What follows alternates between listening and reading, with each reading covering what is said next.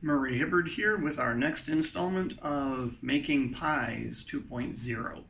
In this segment, we're going to look at how to make a cherry pie with a lattice top.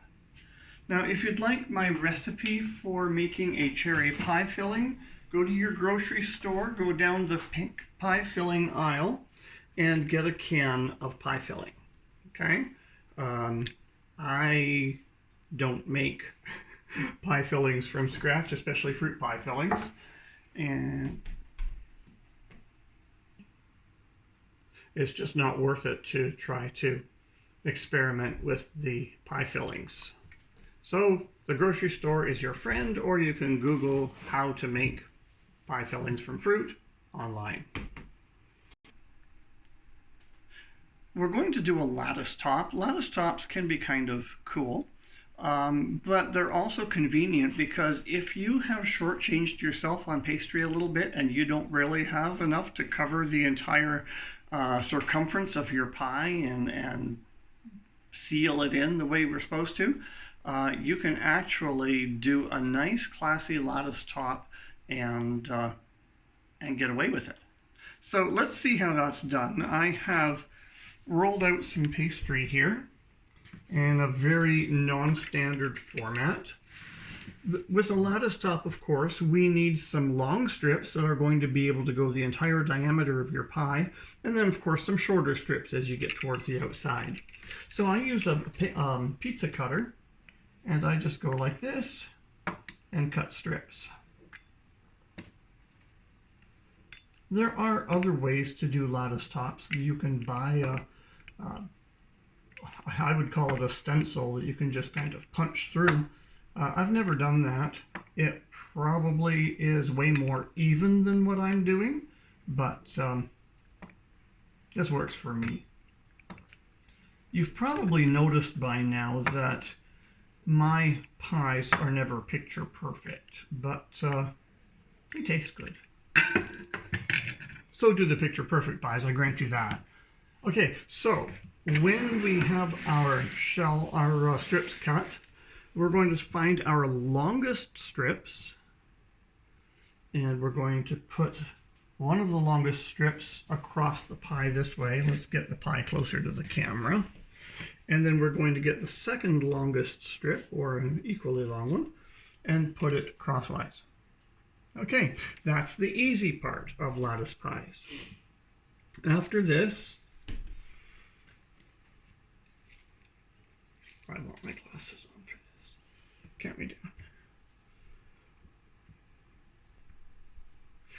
After this, we'll take our next longest piece, and we see that this side went under that side, so this time we'll make it go over.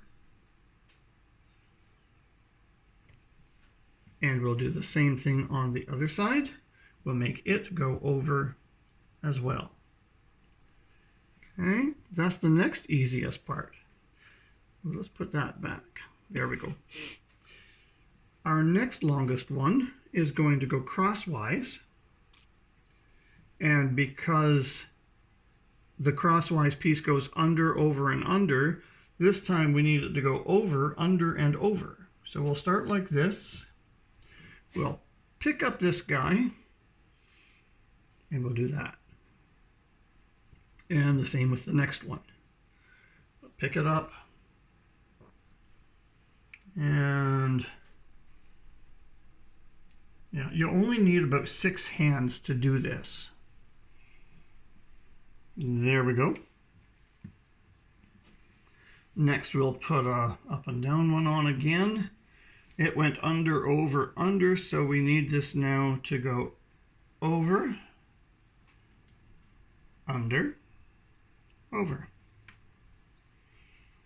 And the same on the other side. Over,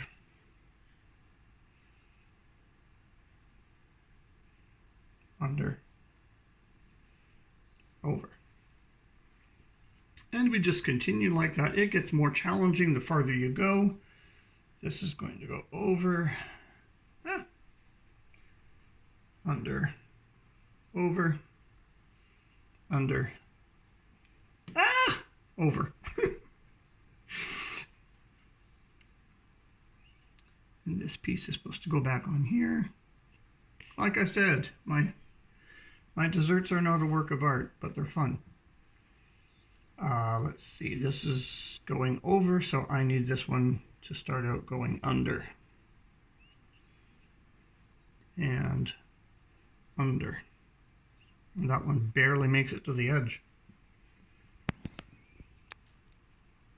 Same thing on this side.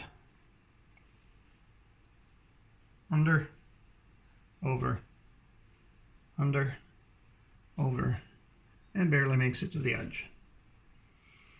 Now our cross pieces need to go under,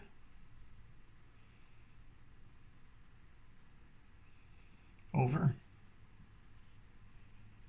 under. This really needs to come a little further up. Over, under, over, under.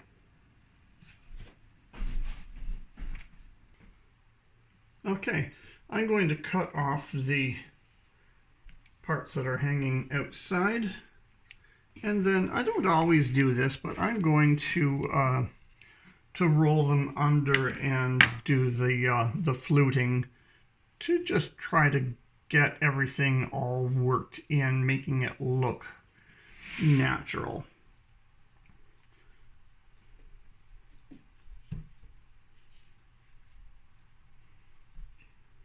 So as I was saying, I don't always flute these. In fact, I'm not sure if I ever have, but I think it would make sense, and I think it would help the lattice look more natural, like part of the pie, instead of some afterthought that someone just threw on.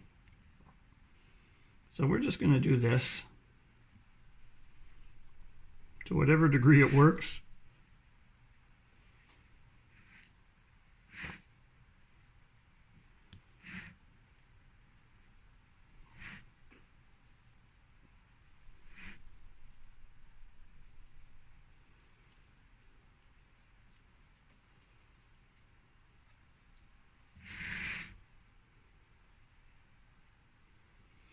And there, for better or worse, is our lattice cherry pie.